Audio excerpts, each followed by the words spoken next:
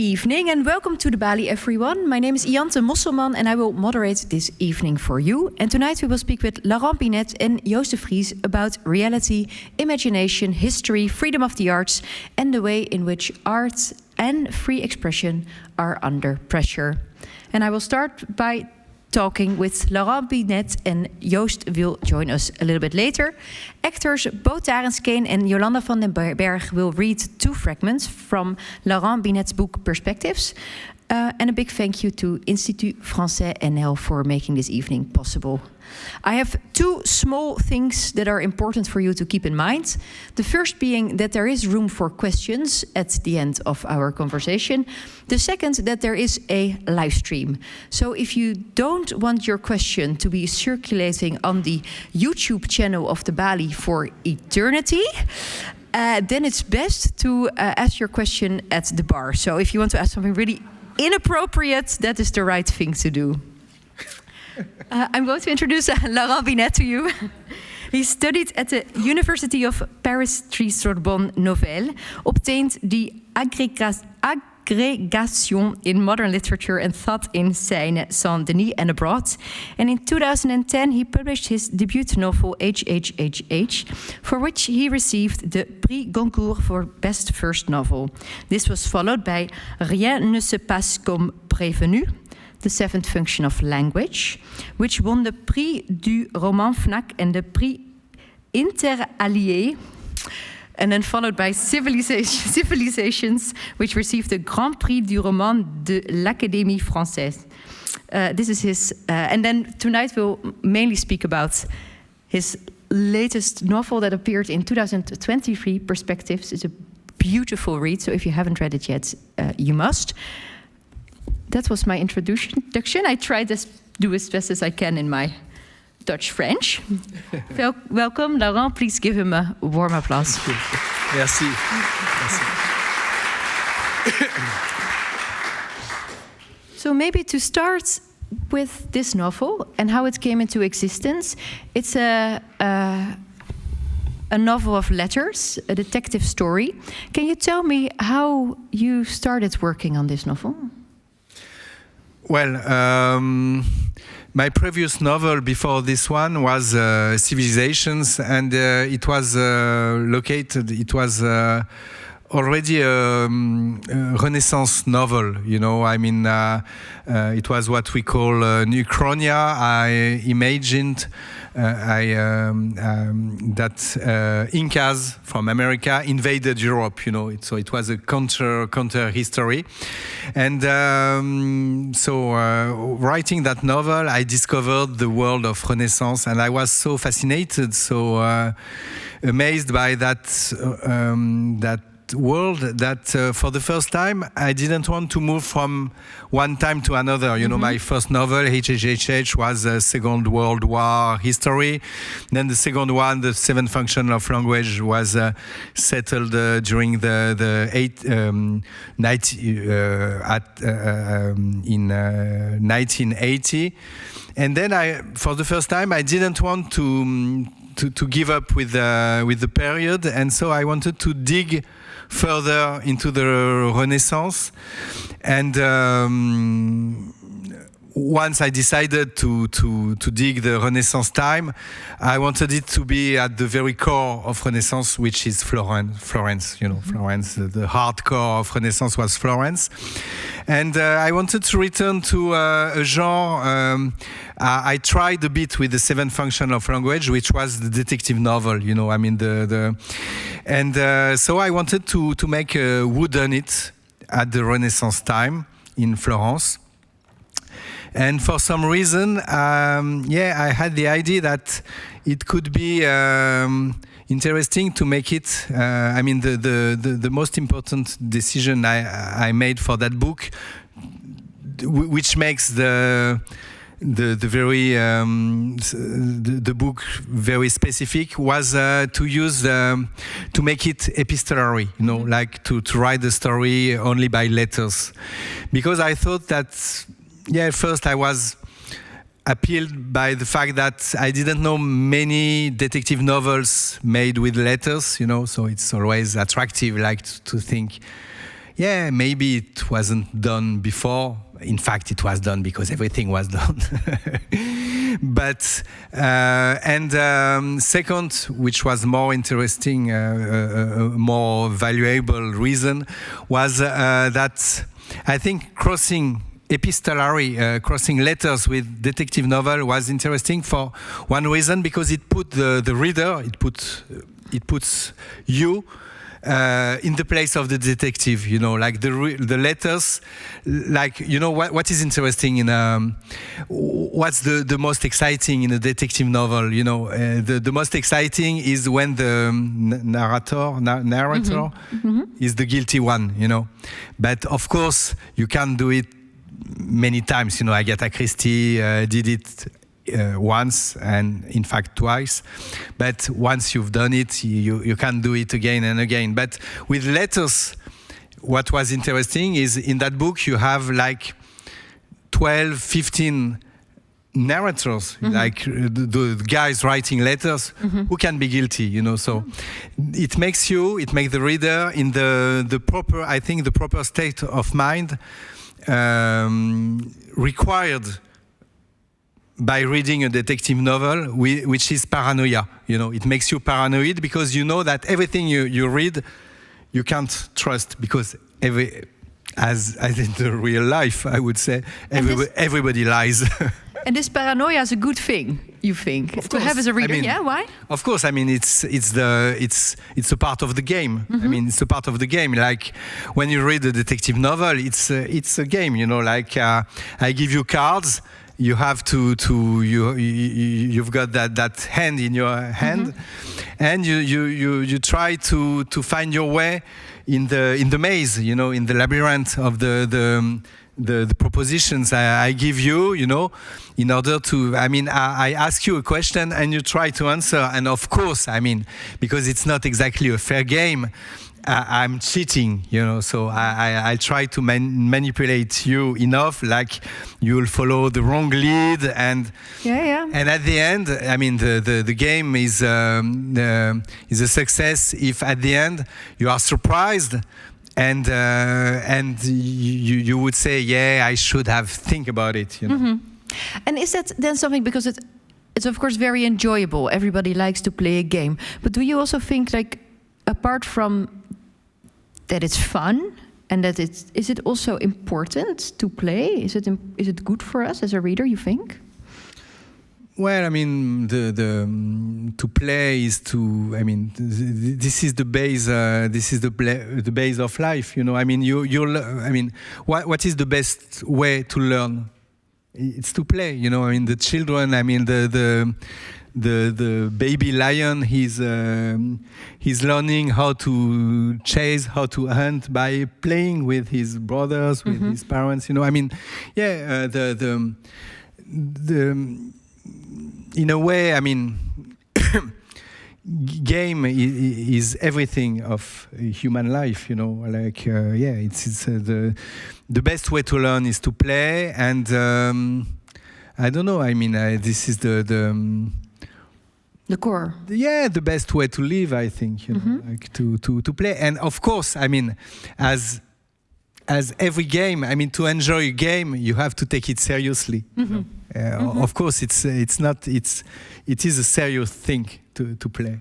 You can't do it just for that. No, but maybe what did you then want us to learn? If playing is about learning something, do you want us to learn how to think? Do you want us to learn how to doubt, or is it not so direct? Tell me again. Do you want, when we play with a book, and when we think of who done it, and is there then something you want us also to learn while reading, or is that too direct? No, it's not that simple. Like if I want to teach you something, I used to be a teacher. If I want to teach you something, I tell you what I want to teach you. This is you need to be at least two people to play. So it means this is a game between the writer and the reader, but it is not a fair game. The writer has more cards in his hands, but but not everything. I mean, like it's not like I want to teach you something. You know, I don't know what I want to teach you. You know, just I have an idea and I want to develop it, and I will give you. You know, I will share it with you, but it's not clear what I want to. No. It's not, a game is not like. This is the best way to learn, but it's not like in a classroom. Like as a teacher, I want to teach you something. You know, like so it means I don't know exactly where we are going. You know, this is a part of the fun being a writer. You know, like I have a vision, I have an idea. Like okay, like Renaissance, history novel, who done it, letters, but I don't believe. Je crois pas. I don't believe to what we call in France les romans à thèse. You know, like novels to prove something. I think fiction can't prove anything. You know, so I just want to give you a vision, which is my vision of Renaissance, and to share you that game, which is like a cards game, you know. And at the end, your vision will be slightly or completely different than mine, you know, but we'll have, on aura partagé, we'll have shared something, and hopefully that's interesting for you and me. We're going to listen to a letter of the novel, but first I want to ask you one more thing, because when you start writing, do you know from the beginning of writing this book who did it, or did you doubt? So that's a very good question, and the answer is very clear. Don't write a detective novel if you don't know the end, if you don't know who is guilty, because then, it will be really a mess. No, that's a very good question, and for once, the answer is very, very, very clear. You know, like it happened to me, like in the previous book, the novels I could write, I didn't know exactly the end. But if you write a detective novel, you have to know who is the guilty one, because everything, you know, it's like building a house, you know, like writing a book. And if you don't know, like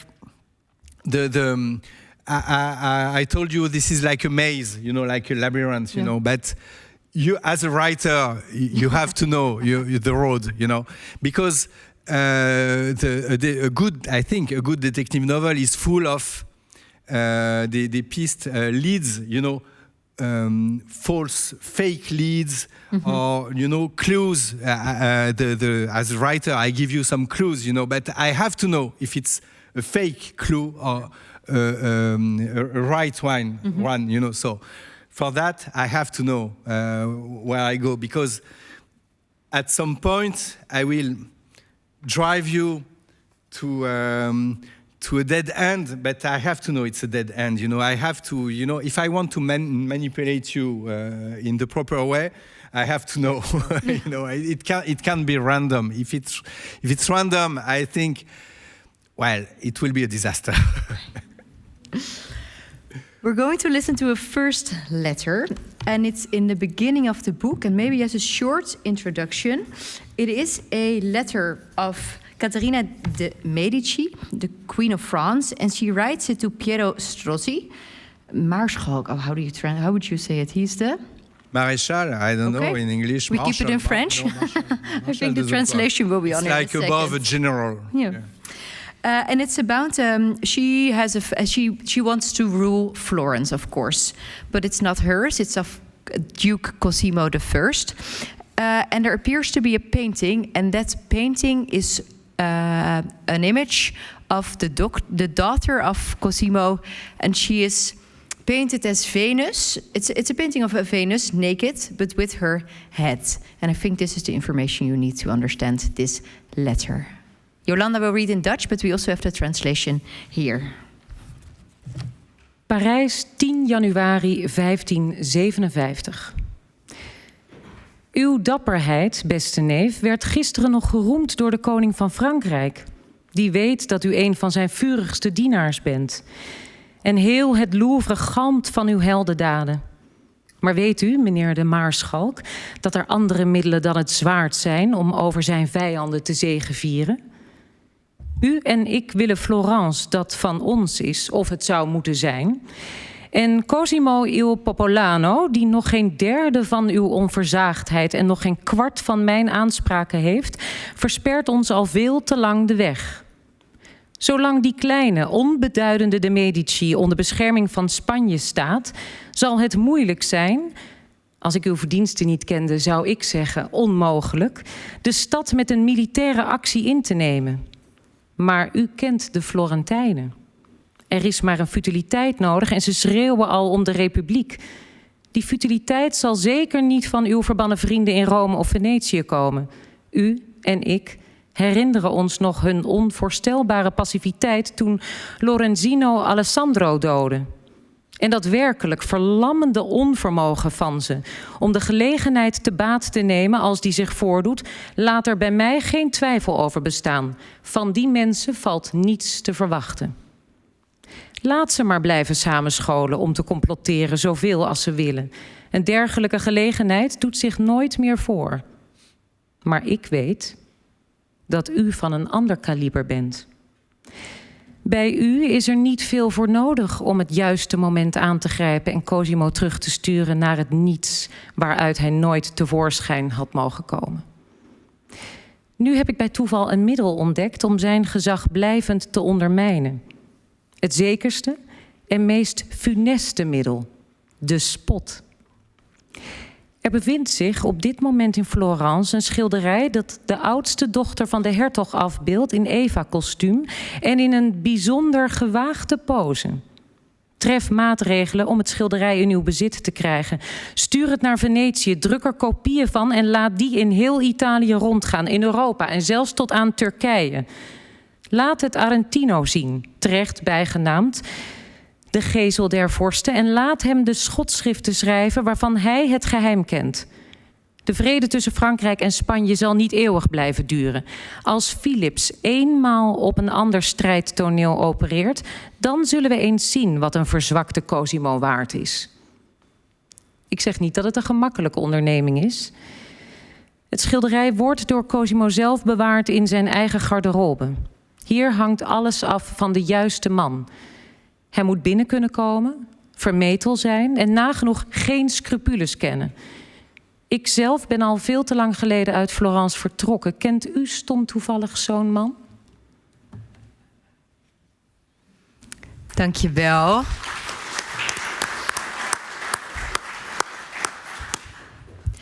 So one of the things that I really loved in this novel is at the heart of a power struggle is a painting.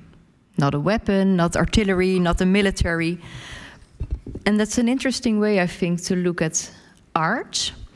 And I was wondering, do you think in this day and age, can art still be dangerous? I don't know. No? No, I don't know. Hopefully, yes. I don't know. I mean, what I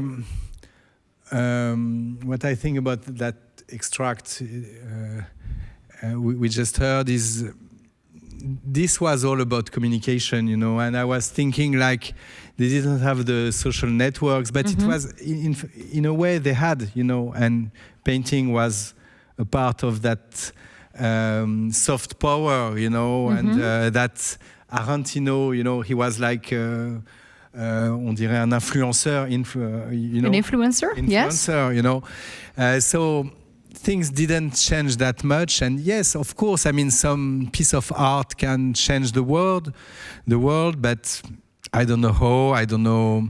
I mean, it's always like, I don't think there is that I heard that question many times, you know, and the answer is not obvious. I think yes, the answer is yes, but don't expect like it is like a spark, you know, like that suddenly there will be some book, some movie, which it's always like a slow slow work. I mean, the French Revolution, it happened because during a century, Voltaire, Montesquieu, Rousseau, Diderot, they wrote books, but it didn't. And suddenly, after a long maturation, or I don't know, just it took years and years, and suddenly that was an explosion, which happened le 14 juillet, the 14th of July, 1789. So you never know. I mean, the answer is yes, but I don't know how. I don't know how, and I think Voltaire, Diderot. I mean, they didn't expect the revolution, but it happened, So the answer is yes, but nobody knows, even the artist, Don't know. So it's just like an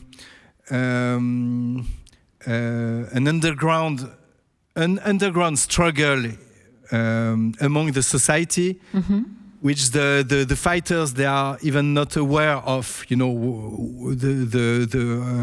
about the why they are struggling. I mean, we believe we are struggling for something, but what will work, what will decide some change, nobody knows. I think. But you call them the fighters. Do you see yourself also in a way as a fighter in that sense, or not? I feel myself as a fighter, like every citizen, I mean, I've got political ideas, but as a novelist, I don't feel as a fighter. Like I just want to share some vision. So of course it is politics, because everything is politics, but it's not. I don't want to demonstrate something, or to just writing a novel is not, for me, is not an act of de militantisme politique. You see what I mean? Yes. So I think basically the idea is there are a lot of things which are working underground, and from time to time, suddenly, it shows up, and this is a big surprise for everyone. Like, I don't know, for instance, maybe, I mean, I don't know many people, but Trump was a big surprise. But in fact, it was not a big surprise. I mean, some strength, some things were working before to make Trump real and happening, And so, I mean, for the best or the worst, le meilleur or the better or the worst, I mean, this is how it works, like, so, I mean, I wrote a book about Renaissance. I don't know what role that novel can have. Maybe it will have some, maybe it will have nothing, but I know this is a part of something, And so I think all those things, it's just, we have political consciousness, but we have also something which is subconscious, And I think at the end, this is maybe the most important part, Like, and at some time the subconscious become, it's it's under, and suddenly it becomes over or au-dessus, quoi. And do you think that this then happened with this novel? Because it feels so. It is about something that happened in the 16th century, but it feels very present. And maybe to also give another example, what I thought when reading about this and about art is that I found very interesting the fear that Cosimo and his wife have of this painting. And there is, I think, something they fear in something that an image can do, a work of art can do, even though it's a fiction. And you see, I think, with Trump taking over, for instance, the Kennedy Center, or with Putin, who is very also focused on culture and on fiction writers. So, for instance, one of the Andrei Kurkov, who I interviewed here, was one of the writers from which he said, like, he's one of the top of my list of the people that I wanted to have arrested after the full-scale invasion. So I think people in power do fear something still from the arts, the way you also describe. Do you agree with that?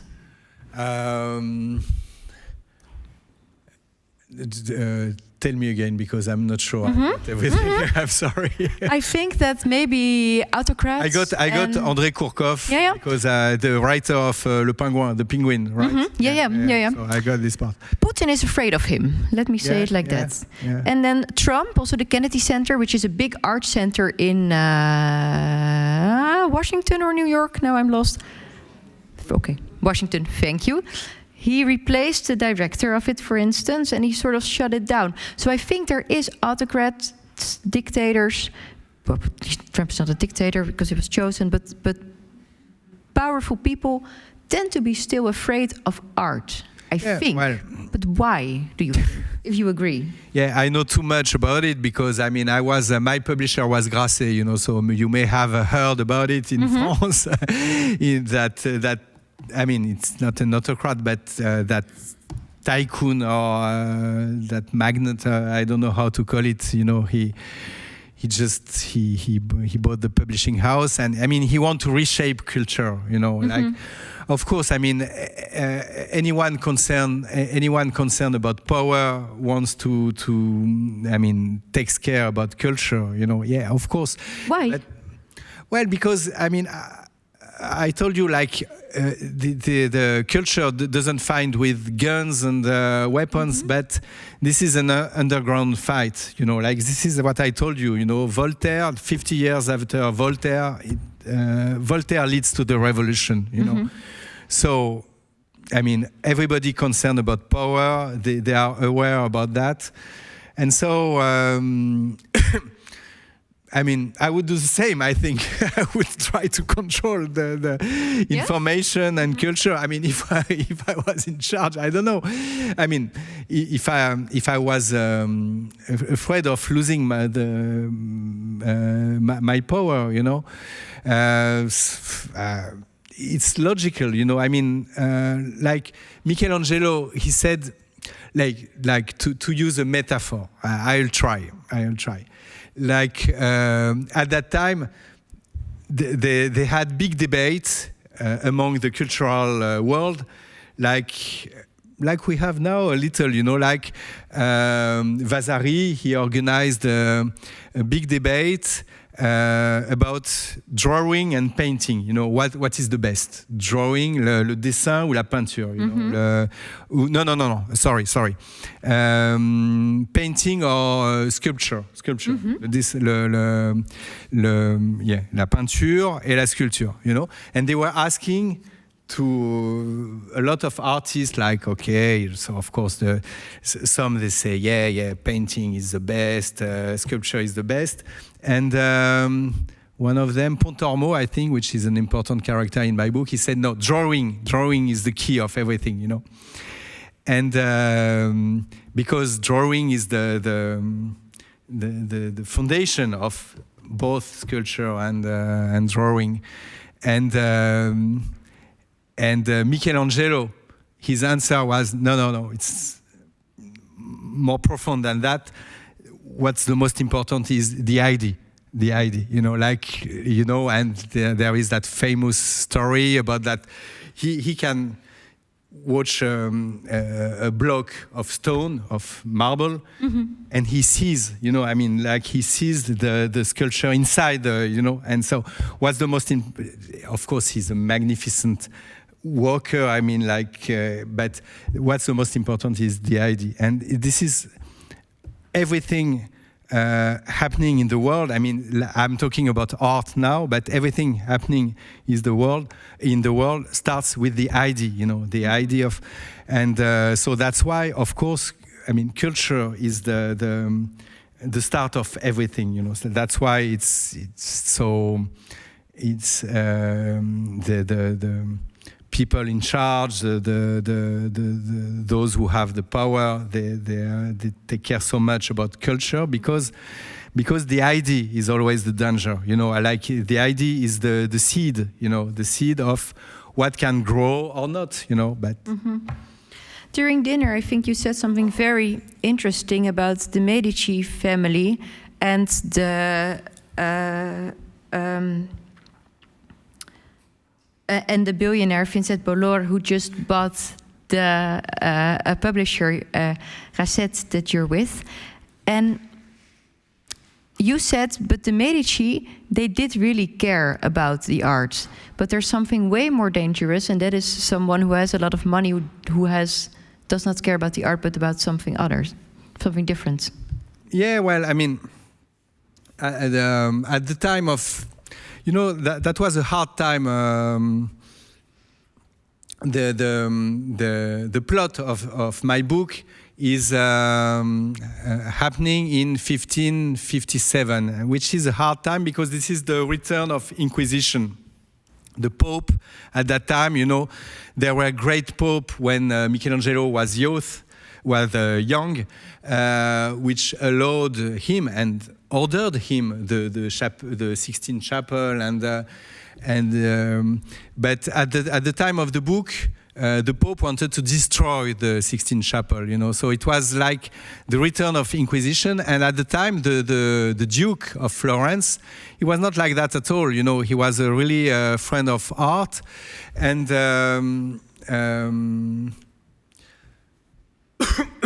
sorry, it's okay. And because he understood like being a friend of beauty would make him having a legacy, and he didn't care like all those bunch of painters, they were homosexual or they were he didn't care about believing in God or not, he just wanted to make his city more beautiful, and a guy like Bolloré is not like that. I mean, a guy as Bolloré is the most dangerous person in the world. I think one of the most dangerous person in the world. He's a billionaire. It means he's got the power. And he's a fanatic, I mean, he's got an agenda, and that I think when you believe too much in God and you've got the power, it makes you a very, very dangerous person. And so, like saying that, you could believe I'm talking about the 16th century, but what was surprising to me, when I wrote the book, as usual, when I write, I always write about history, and when I write quand j'écris mes livres, when I write my novels, I never thought about the present time. But at the end, you always can make connections, always, But so this happened that, okay, I wrote my story and I discovered that Pope, Paul IV, Paul IV, and the return of Inquisition. I didn't think about the present time, but then, I mean, the present caught me up, like I had to make some connections, like, okay, and that's why at the very end of the book, at the beginning of the book, I like to, as many writers, like to write some quotes, like many people, they do it. And I found that sentence in a letter from Michelangelo to his father. These are hard times for art, And I added that sentence very late for some reason, But I thought, like it might have been true at the time Michelangelo wrote that sentence, but for now, the present time, it's not that hard for us, But couple of years after, it is hard times again for arts, I had like. We felt like we can write anything, we can, and okay, it's not now it's not the Soviet Union during the 60s, but we were like, I had my French publishing house for 15 years, and Bolloré grabbed it And took it. And he decided that now we will publish mostly far-right people, even not writer, you know. I mean, far-right people like politics, and he doesn't care much about art anyway. No, it's really worrying, but it's also really sad. Yeah,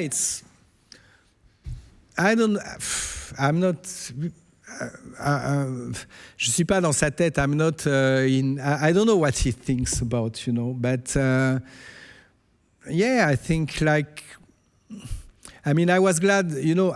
Basically, I'm a kind of leftist, you know. But I was happy that in my publishing house, everybody there were other writers that are very, very not from my side, you know. But I think this is a good thing, you know, like that. Everybody can. I mean, this is. I'm ashamed to have to say it. You know, like, this is the basics of the democracy. You know, like everybody can publish, can write whatever they want. You know, but now we are going in something narrow. You know, like in the same direction. And it's, yeah, you're right, it's sad and it's worrying, and it's not good even for, I mean, for the because the people like Bolloré, you know, they are obsessed by civilization, you know, our civilization. But this is not good for civilization, for our civilization, even in his point of view, you know, like the European Judeo-Chrétienne civilization, like this is the wrong direction, you know. Like, I mean, a part of, because it's all about, for 20 years, it's all about identity, you know, identity. Yeah. But the part of our European identity is especially that kind of le pluralism, you know, like the Amsterdam is a good example of our identity. I mean, you know, Amsterdam is really representative of Europe. You know, like when there was when in France it was the absolute monarchy. You know, like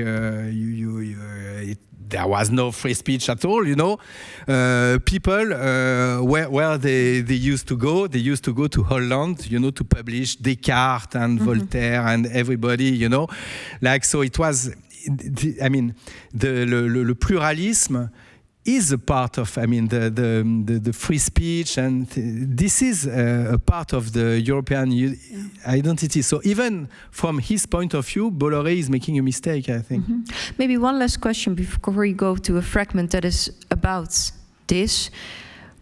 What surprised me of the Bolloré, of course I'm not that invested in French publishing houses, but reading upon it, it surprised me how fast it went, how little time it took before the complete institution of a publisher that's been there so long was dismantled. Did you see it coming? Yeah, well, actually we did. Actually we did, because he did the same with another publishing house before, you know, but there was no reaction at that time. So we knew, like, it was like, so far so good, you know, like he bought Grasset, and then we knew that we were protected by the boss of Grasset, which he was the guardian, you know, of the spirit of the publishing house. And we knew that it wouldn't last forever, because we knew how Bolloré was used to manage his companies, you know. But we believe that maybe he would just to preserve some surface, you know, like he would spare this publishing house, you know. And at some point, just everything broke.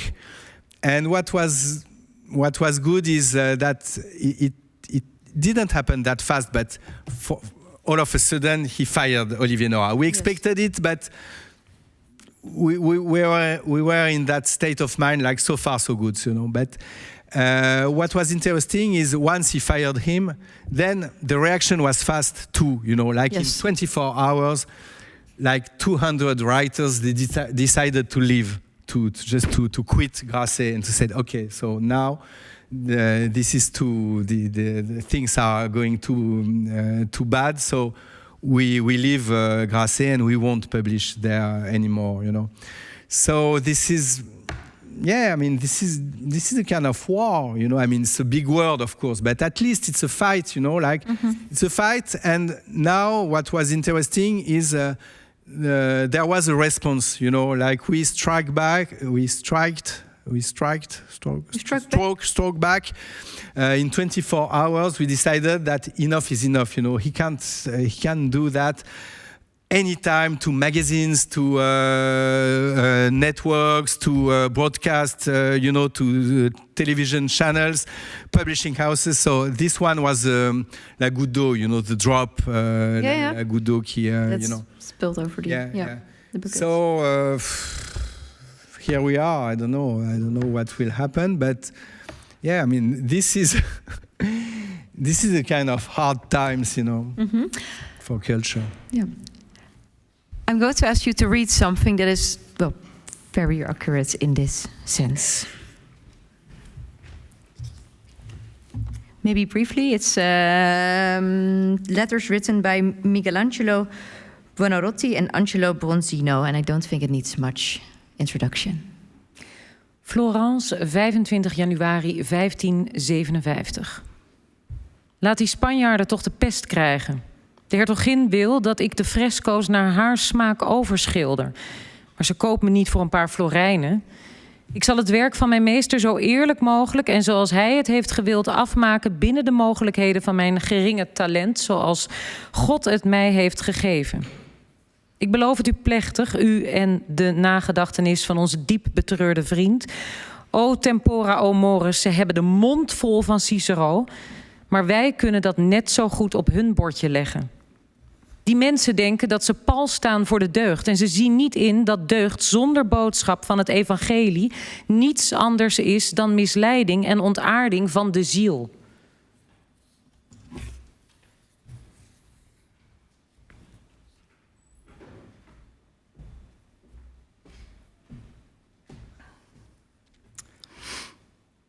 Michelangelo Buonarroti aan Agnolo Bronzino, Rome, 27 januari 1557. Ik kan u niet zeggen, messer Agnolo, wat een opluchting uw eed voor mij is. En toch is mijn ziel allesbehalve rustig sinds de dood van onze arme vriend. Zonder dat ik ze gezien heb, ben ik er zeker van dat de fresco's van Pontormo tegen elke prijs moeten worden gered. Want ze staan voor een idee van kunst en van het goddelijke, waarvan ik weet dat we dat delen. De idee, beste Bronzino. U en ik weten dat er niets hogers bestaat. Daarom twijfel ik er niet aan dat u beter dan wie dan ook en even goed als ik trouw kunt zijn aan de idee van uw meester door zijn werk in zijn geest af te maken. Door dat te doen neemt u deel aan het gevecht dat wij tegen pikzwarte machten leveren en u stelt zich bloot aan vreselijke gevaren, want onze vijanden klimmen als spinnen tegen de wand naar ons toe. In Rome vrees ik elke dag voor mijn Sixtijnse kapel.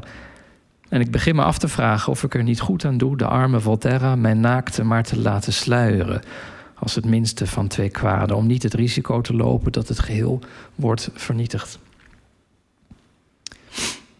In wezen begin ik te verlangen naar mijn eigen dood, om niet te hoeven zien wat er met mijn werk gebeurt. Want ik twijfel er eigenlijk niet meer aan dat het me niet lang zal overleven. Overigens voel ik het einde naderen. Want ik ben gevloerd door vermoeidheid en ik weet niet hoe ik er nog in slaag mijn pijnen de baas te worden en me elke dag naar het werk aan de Sint-Pieter te slepen. Als ik de overtuiging niet had dat ik in mijn werk God verheerlijk en dat ik mijn neef Leonardo niet in de steek wilde laten en evenmin het gezin van wijlen mijn leef Urbino dat ik onderhoud, dan denk ik dat ik me in mijn bed al aan de dood zou uitleveren. Het zijn wrede tijden, vriend, voor de verdedigers van kunst en schoonheid. Dank jullie wel.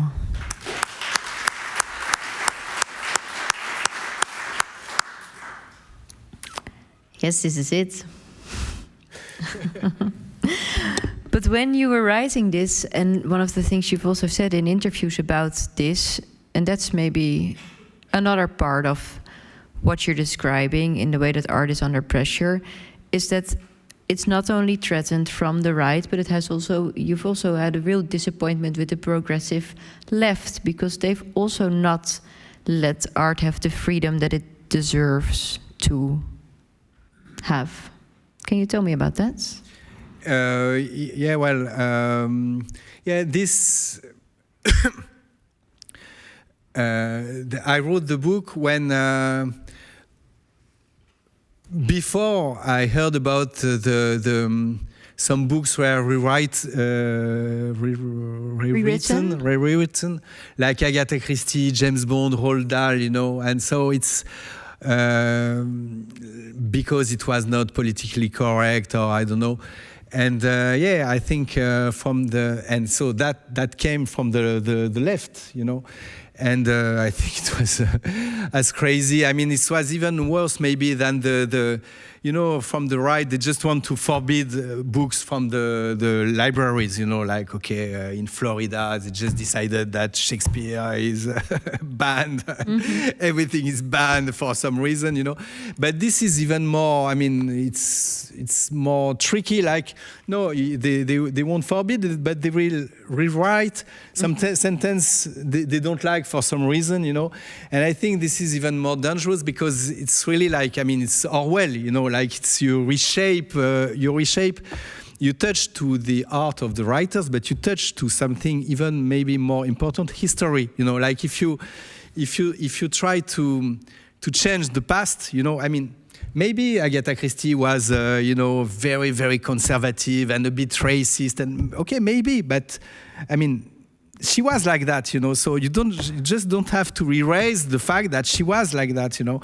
And so, I mean, touching to history, for me, it's the ultimate crime, you know, like there is, because this is the background, this is the foundation of everything. I mean, you, what you think, you may not realize it, but what you think is made by what you know about the past, you know, the what happened in the past, and when this is the most of what you think of today, you know, you think it about based on the experience of the past, you know, like, and so if you make the past confused, you know, if you introduce some confusion in the past, then I mean there is no foundation to think properly, you know. So I think it's a problem, you know. Mm-hmm. I think it's a very, very big problem, because, like, maybe it's yeah. I mean, the title of the title of that meeting we have now is Between History and Imagination. Mm-hmm. I think both are very important, but what it may be surprising for a novelist, but what I always hated is when you make the confusion between history and imagination. You know, like I wrote a novel that imagine that Incas invading Europe, you know. But it's very important for me. I mean, it's like this book, you know. It's like a game of imagination, but it's very important for me that you understand that it's a fiction, it's not real, you know. And when you start to make confusion between history and imagination, I think it's very dangerous, because everything is a mess, everything is confusing, and you can't think clearly if there is no border between history and imagination, and real and imagination. So that's it. Mm-hmm. I think this is a good time to ask Joost de Vries to join us. I will introduce you, Joost.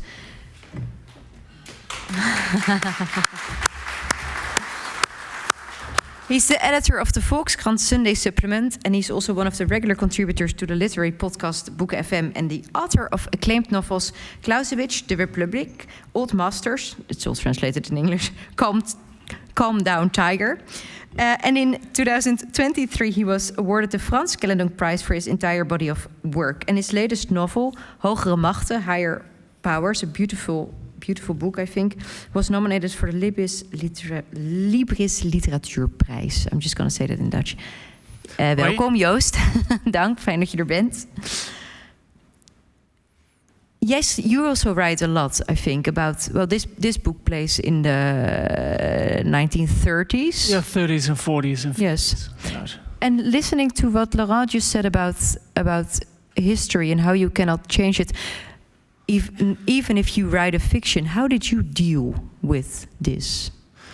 Well, it's an interesting question, I think, and I think to continue on what Laurent was talking about, I think it's such a weird time we are living in, that so many persons on the political side of this world are trying to rewrite history. Mm-hmm. And you know, when you're in a relationship and something happens and you tell someone, no, it didn't happen, you're imagining, you call it gaslighting, right? Mm-hmm. It's a horrible thing to do.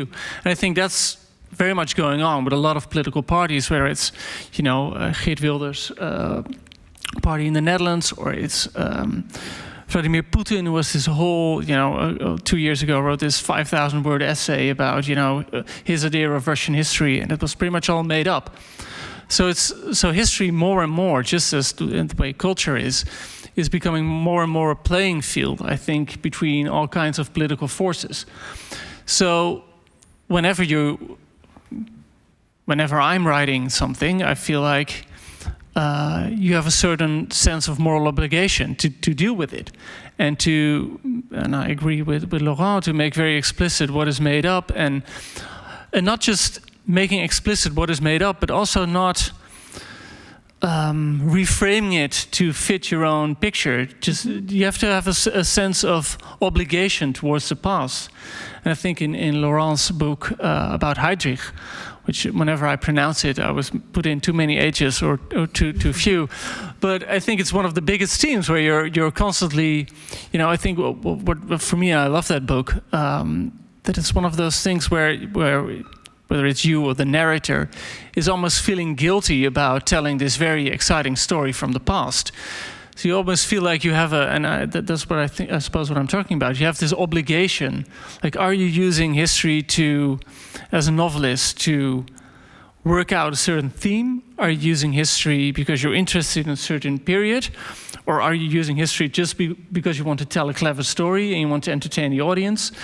Or are you using history because you want to frame it and put it in some sort of perspective that suits your look on the world? I think you have to be at least conscious for yourself about it, why you're doing it.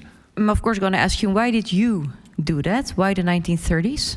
Well, I think the 30s, and what I was interested in, and the book starts in the early 30s, or even before that, there's a scene earlier, and it ends in the early 60s, so it's a 30-year period.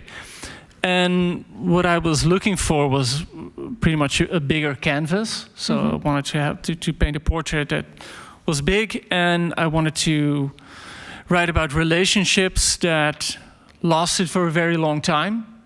And I wanted to write about the main characters, Elizabeth and Welmoed. It's this couple that meet and fall in and out of love with each other over a very long time. And every time they run into each other, 4, 5, or 10 years have passed. So they've become different people, and the way they look at each other is different. So I wanted to track those changes.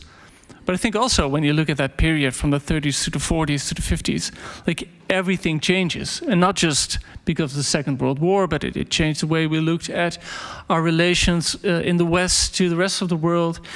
It changes the way, especially in the 60s, when the way relationships worked, not just between lovers, but between children and parents. I think, there's a very line where Elizabeth is very strict with her parents, and then you see her 30 years later on with her children. It's completely different. So I wanted to have that big canvas to show the changes, I suppose. Do you recognize that longing for a big canvas? Sorry? Do you recognize that longing for a big canvas? Is it different?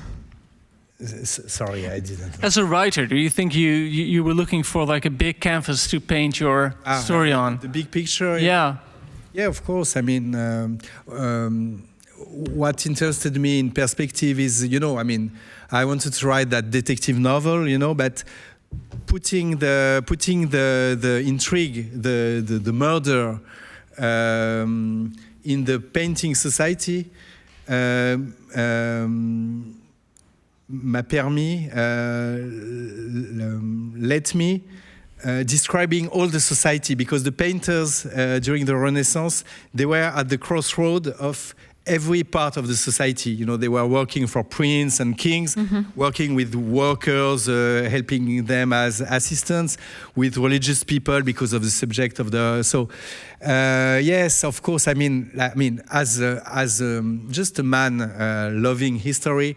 In love with history, you know, I'm interested to understand the period dans tous ces aspects, in all its aspects, yes, in all its colors, yeah. Of course.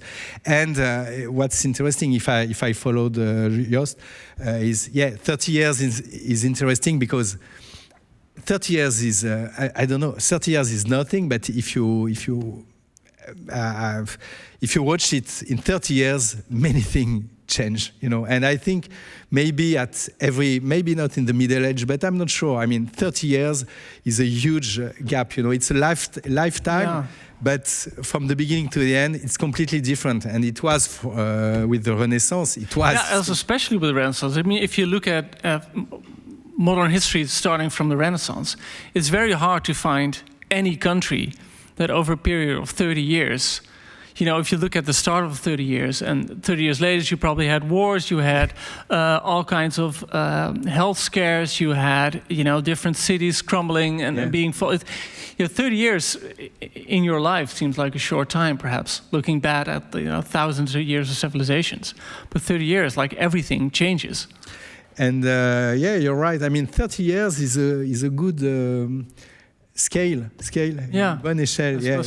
So 30 years is. And I think, I don't know what's like for you, but I think change is such an interesting topic for a writer, because you always, you know, every book is about change. Everything is about something happening and something putting in a different perspective. So you're always, you know, looking for something to describe that changes, and that allows you to look at it from different ways. And that's why I decided, for some reason a bit random, I decided that my book would be located in the middle of the 16th century. But I think it was interesting because it was a sunset of Renaissance, you know, like Renaissance, which is, I mean, the Renaissance, literally its meaning, you know, the rebirth, you know, but rebirth falling apart, you know. So, I mean, of course, for a novelist, for a writer, when things are moving, it's interesting, of course. I mean, when change is interesting, of course. Yeah. You both wrote also about the Second World War, and it's very obvious, of course, that this is a topic you want, maybe as a writer, to delve into, and at the same time there's a lot written, of course, about the Second World War. So I was wondering, for you personally, what was something that you were searching when looking so intensely at that period of time? Please. Well, I think for me that was something very contemporary. I mean, this book, for a big part, plays during the Second World War. But I would have felt silly, I suppose, if I would have been, you know, writing scenes about, you know, soldiers storming the machine guns or something. And I felt silly, and I mean, I tried writing it, but I felt a bit silly writing about, you know, cities being bombed, you know, sitting behind my desk in Amsterdam, or at the same time cities are being bombed in Ukraine. So the chapters in my book that are about the Second World War take place in the Dutch community in London. So they're pretty much safe, and they're looking at something that's happening at a distance, but not far distance. It happened in somewhere, places they know, and at the same time they're living their lives. And you know, I think there's a chapter where someone is, the main character is picking out a suit to wear because he has to go to a party that evening. And at the same time he knows, you know, Amsterdam is occupied and France is occupied and cities are being bombed. And this whole historical event is happening with people losing their lives, with destruction, with so much suffering. And at the same time, you know, you're still living your life, and you're still falling in love, and you're still going to birthday parties or whatever. And I think that's how I felt personally during these last couple of years, where, you know, you're absolutely horrified by so much that's going on in the world. And, you know, I write for a newspaper, and I feel like I'm very engaged with everything happening in the world, and you try to come up with things to write about. But at the same time, you know, you can worry about Gaza all day, and I do, and you worry about Ukraine all day, and I do. And at the same time, you know, you have to pick up your kid from school or whatever. So that those two things, the very big and the very small, and the very political and the very personal, that take up so much of the same space in your head. And still, they're two completely different tracks. And I think how you, as a moral person, bring those two together and keep those two together in your mind is a topic that, you know, clearly happened during the Second World War, but it's happening every day, all the time. Yeah. So that was for me the trigger to write about it. What was it for you? The question you had? I don't know. I mean, like, I think it's. I don't know if it's for every writer the same, but you focus on something specific, you know, some detail, and then even if you don't think about it, it extends to something larger, to something bigger, you know. And just I was intrigued and fascinated by that story of some attempt or some the assassination, the attempt of HHhH in Prague in 1942, which is objectively, it's a detail of the Second World War, you know. But if you dig, usually, I mean, any detail is so. I mean, the world is so. Everything is so linked that the detail you pull off the string of a detail, and then you enlarge, you know, and at the end you've got a big picture, you know. And this is what happened with that assassination of HHhH, you know, like two parachutists, two Czechoslovakian soldiers. They tried to kill one big Nazi. I mean, this was not such a detail, but it happened, and I didn't know when I started the book. It happened that Nazi was really one of the main architects of the Third Reich, you know, like, and following his career, retracing the career of that guy was retracing all the Third Reich history, you know. And so I guess this is, yeah, I mean, this is interesting that this is this is often what make writers, you know, like they focus on the detail, and then at the end you've got if you do it well, the reader has a world in front of his eyes from a detail, you know. There is a big universe at the end, you know, and so if you can do that, I think it's interesting, you know. What I like, I think, in both of these books, because these two men who plan the assassination, they're very brave. Even though they're scared, they're very brave. And I think, Joost, in your book, there's also very brave people, especially in the end. I won't spoil it. I always really like reading about that, because it sort of gives me a sense of bravery as well. And is that something you believe in, that you also need to tell and share these stories to give people a little, you know, do you think literary characters can lead you or can lead by example? Well, I mean, as I told you, I don't feel as a teacher, but yeah, I mean... but it's not teaching. No, but I think this is something like the little boy inside me, you know, I mean, I love Bertolt Brecht, and I love that sentence, you know, malheur au peuple qui a besoin de héros, you know, the curse on people who need heroes, you know. so I love the sentence, but I have to say, I mean, as a former, as still a little boy, you know, I need heroes. I have to, and so, and when I discovered the story of the Heydrich assassination, yes, I was very inspired by those ordinary, yeah, and this is what I like, you know, like those 2 or 3 parachutists. They were ordinary men, young men, doing something extraordinary, you know. And so I think it's, yeah, I mean, it's kind of inspiring, you know. I mean, hopefully I won't have to do the same as what they did, but just, yeah, I mean, I like it. I like the story, even if it's a tragedy, it's a drama, and. But I think it gives me a bit of confidence or a bit of hope on human race, you know. Like I like the idea that people like that exist. Yeah, I think it's obviously that human beings are capable of doing the most horrible things to each other, and people are able to sell each other out and be traitors and be horrible cowards. And at the same time, it's always the exact opposite going on as well. And I think in literature, there tends to be this very focus on people failing at stuff and people not standing up for what they believe.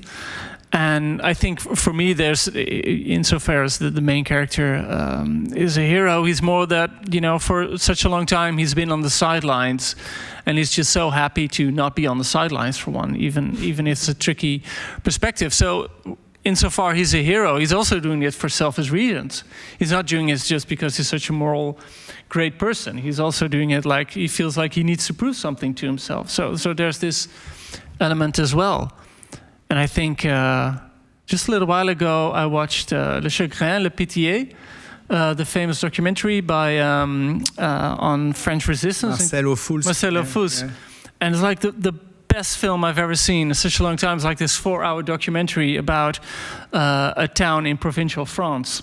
And it's about who collaborated and who went to the resistance.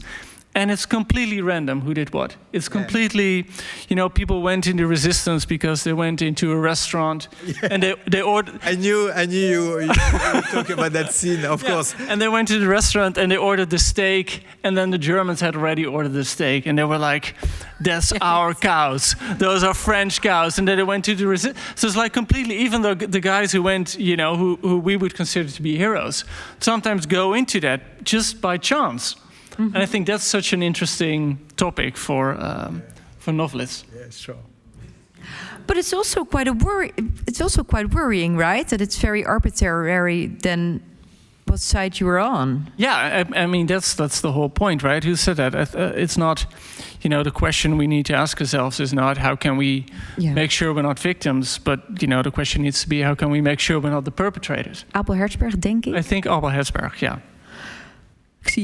I see Bo nodding, so then we know. Maybe a last thing that I want to ask you before going to the audience, because, well, looking at this day and age and where we are now, and looking at history, and you writing about history, do you think that the knowledge of a certain time period, and especially maybe written in fiction, do you think we learn something from history at all?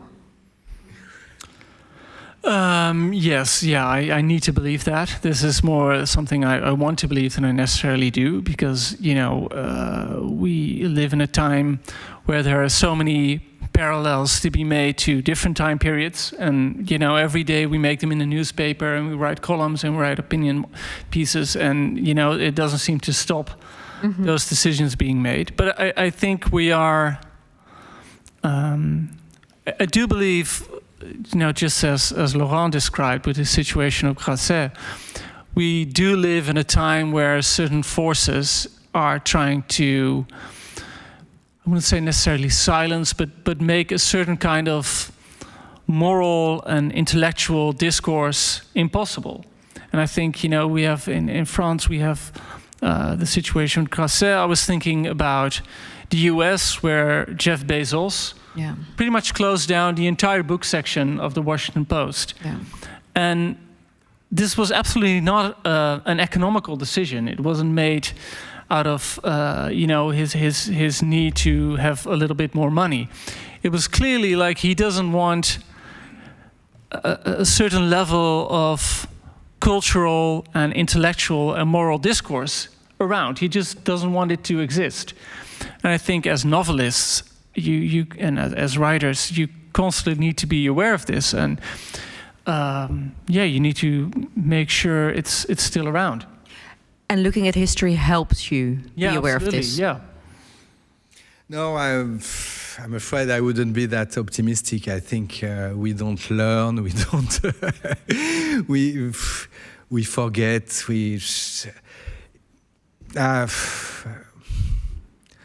I don't know. Well, have a nice evening, everyone.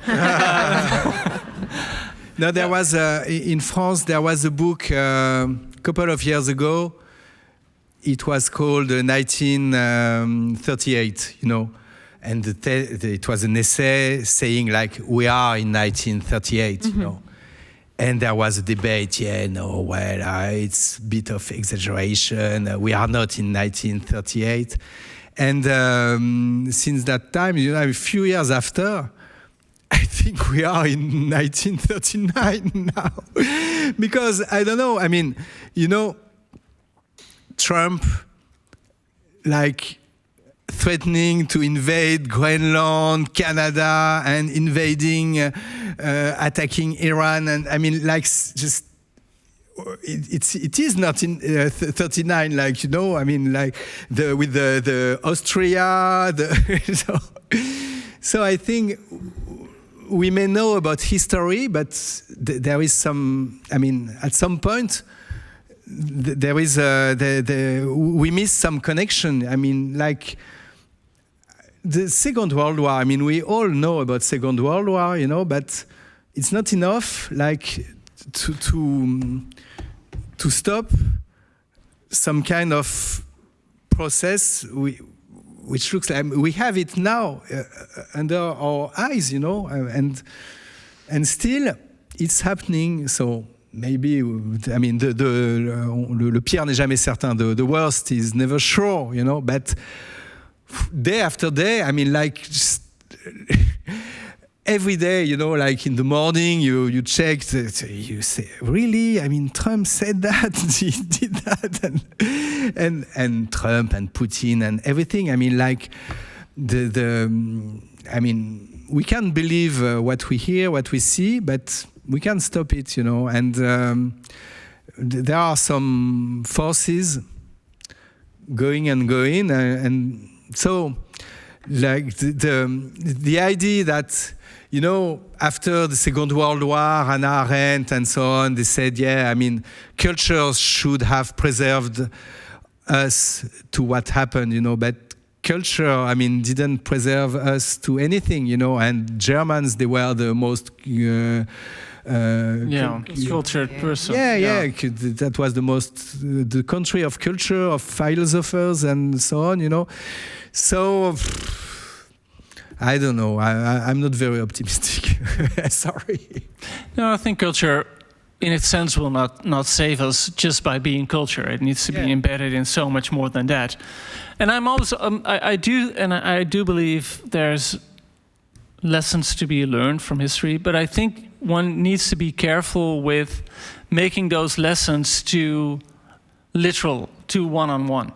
I remember when we first had a discussion about whether some very right-wing parties in the Netherlands were fascist or not, and everyone started saying, well, they're not fascist because, they're not wearing uniforms. So everyone was so, absolutely focused on that it needs to be an exact copy of something that happened before, that I think we lost we didn't pay attention too much to what it was in its own time. So I think that there's a lot to be learned from history and certain sentiments to be recognized. But history is not something that ever repeats itself so literally. Of course, but I'm very good in that game because if you want parallel, I will find some. Yeah, I know. Like, me too. I mean, I love it. Yeah. Like I know it's not exactly relevant, but I like the game, and so I will show you how good I am. Like the Reichstag, fire Reichstag.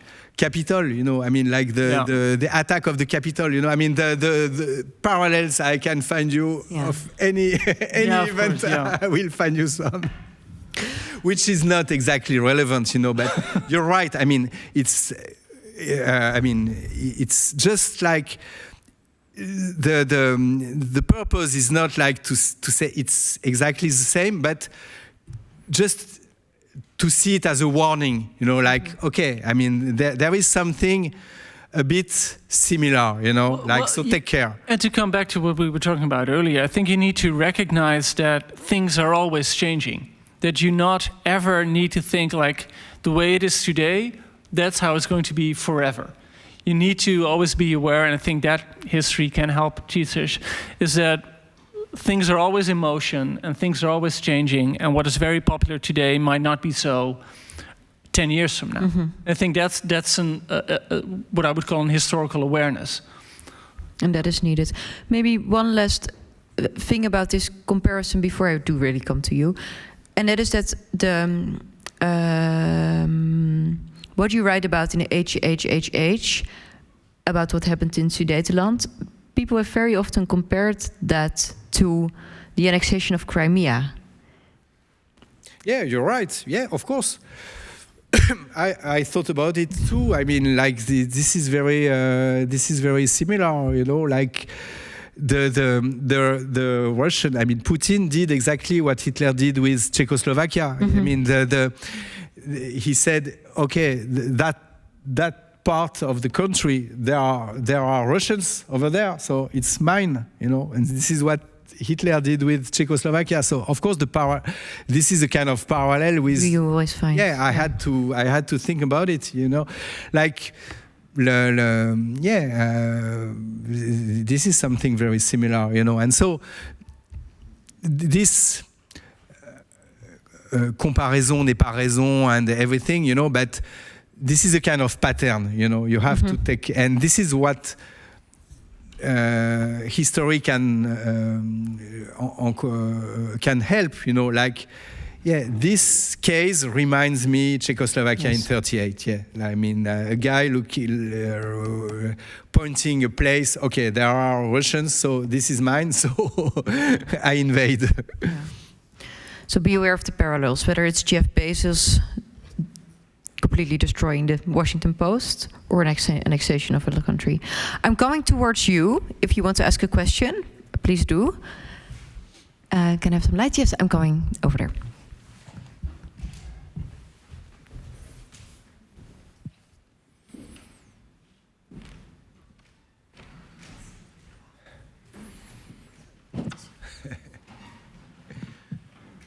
You both made a very strong case for history.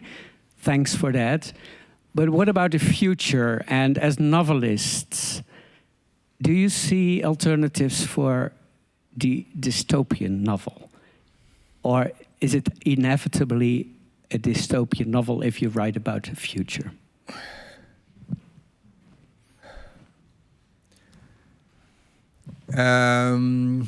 You mean... Basically, you mean if you write a sci-fi novel, does it have to be horrible or something? Yeah.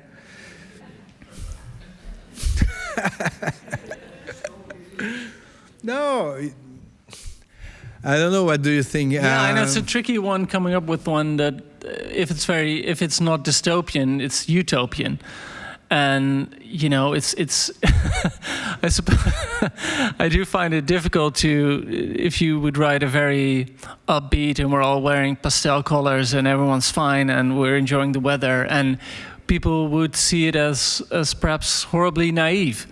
And I think as novelists you tend to go to the things you worry about, and you tend to go through things you feel like are changing in a direction that you can't foresee entirely, and everything you can't foresee tends to be a bit scary, right? So I suppose a lot of writers would sooner go for the dystopian one than the utopian. Yeah, in a way, for technical reason. I mean, it would be more interesting. It will be more interesting if it's dystopian. But also, I think as a novelist, you need conflict. Yeah, and it's difficult if there's no conflict. You know, I mean, there is that in France we say les gens heureux n'ont pas d'histoire. Happy people, they don't have story. You know, there is no story if everybody is happy. So it has to be dystopian, but not for political reason, just for technical reason. And as novelists, things have to go wrong. I'm coming towards you. Sorry, ik moet even. Mag ik er langs? Ja, dank u wel.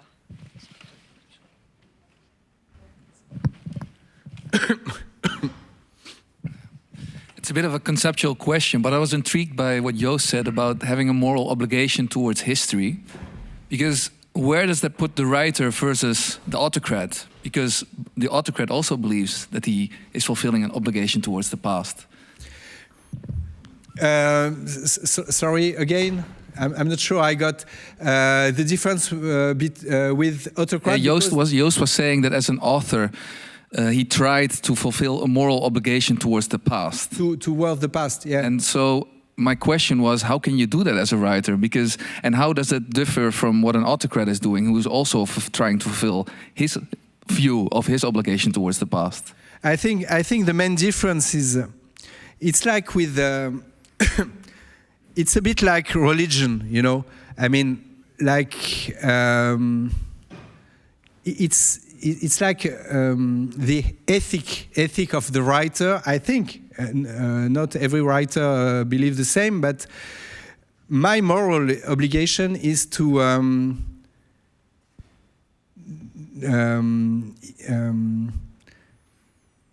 show the what is made up and what is not. Because I don't want you to believe something is true if it's not true, or if I don't believe it's true, you know. I don't want to make it, but unlike the religion or unlike official history from Putin, or I don't know, you know, like I just. If I write a novel, I just want to, comment on dit, une proposition, you know, to give you hypotheses, you know, hypotheses.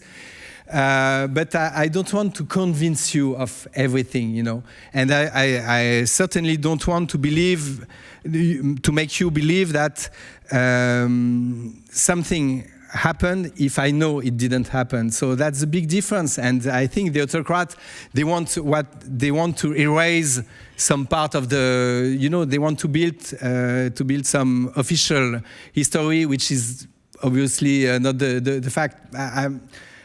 Okay, try to answer, because my answer is not. But just to give a very clear example, I think a famous example from a decade ago or something, where Geert Wilders released his political program, and he said somewhere that Hitler was a National Socialist, and he put national between parentheses.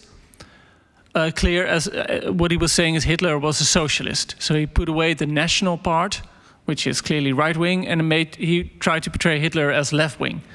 So when you you bring your eraser to history and you take away the things that don't suit you, and you try to frame a story or in this case outright lie about a historical event or historical person, then I feel you're being immoral towards history. You're using it clearly for your contemporary personal gains. You're using it for your agenda. That's what I would say the autocrat would do. And so when I speak as a novelist, when I say you have a certain kind of moral obligation, is to not do that, and to make constantly sure that even though, you know, Laurent does it and I do it, you know, you pick out the parts of history you want to use, and you look at the locations you want to use, because you can't fit the entire 20th century in a single novel. So of course you choose what there is, but you're not pretending like this is the only story to be told. You're not pretending like this is the full truth. And I think also, obviously, one of the big, I think perhaps Laurent was going for that as well, that as a novelist, you're constantly, the whole game you're playing as a novelist and as a reader is that you know that the book you're holding is fiction. I'm not pretending it's anything else. So you're aware of the choices, whereas, the autocrat will absolutely not say that, fun, this is just a theory. No, he would say, this is what it's like. So I think that would be the big difference for me. I hope that's an answer. I have one more question over here. Yeah, I have another question, because your book is about perspectives, and like I just heard that you don't have the feeling, we can all see that we don't learn lessons from history. I was thinking about the book Thinking Fast and Slow, because you also said it's about emotions of Daniel Kahneman. So would it be an idea to gather all kinds of other scientists together with historians to see what can we learn from other disciplines like psychologists, psychiatrists, Daniel Kahneman with his lessons, because we need more perspectives to see how we can build a better future. Because I do think in times of pessimistic times, we need to be optimistic. What can we tell otherwise our children? How do you think about that? I'm not sure I got everything. Can you try to rephrase? Yeah. So do you think we need other disciplines to see if we can combine knowledge to look for how we can learn from our history? Other disciplines, like, you mean? Psychologists, Daniel Kahneman with Thinking Fast and Slow, how emotions are really a trigger for human beings to just don't think, just we're triggered by hate, by fear, more than we learn from lessons. Yeah, I think it's a great question. And I studied history in Utrecht a long time ago. And I think ever since, you see that, especially when it comes to history, there's so many more perspectives coming in. And clearly, whether it's these days, we have much bigger focus on, for example, the colonial interpretation of history. And we have much more, compared to 20, 30 years ago, we have much more interest in how global history is. And I think we're more and more being interested in how history is differently perceived by men and women, and the power differences between those, and how it absolutely, we can have an image of what it was like to live in 1950 or 1960, and more we're being aware that there are many more perspectives than just like an average, which tend to be a male one. So it's clear that we're gaining a lot of extra knowledge, I think, from all those different perspectives. And I think Daniel Kahneman is such an interesting character and such a wonderfully fascinating guy, because he's one of the professors who came up with how happiness works, really. And I think we're having that discussion these days in politics that, when we are imagining a better future, for a very long time when we spoke about having a better future, it was usually, having more money to go around and having a bigger house and making sure we could all go on holidays more often. And I think these days we're having the whole discussion that perhaps happiness is something different than, just buying stuff and traveling the world. That happiness can perhaps be something that has more to do than just consuming yourself, but giving something to your children and giving them a livable world in a livable planet. So I think you're very right that we are, I think, more and more trying to come up with all these different perspectives of what is happiness, for example, and try to project them on the future. Like, what do we really want to have?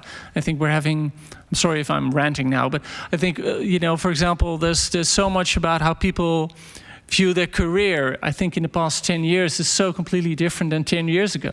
That 10 years ago, it was always about getting the better job. And now more and more people are being outspoken that, having a great career perhaps means earning a little bit less money but having more time with your family, for example. So I think that question that Kahneman puts forth is what is happiness, is something that's such an interesting question to ask in history and in politics and in your personal life. So yeah, it's a very good one. Well, okay, just to Sorry. I'm not sure. No, I'm not sure I will answer your question, but what makes me think about is, yeah, of course we need always new disciplines, and it made me thinking about, for instance, how a discipline like sociology made irrelevant all a whole kind of literature like the Balzac, les romans balzaciens, the Balzac novels, you know.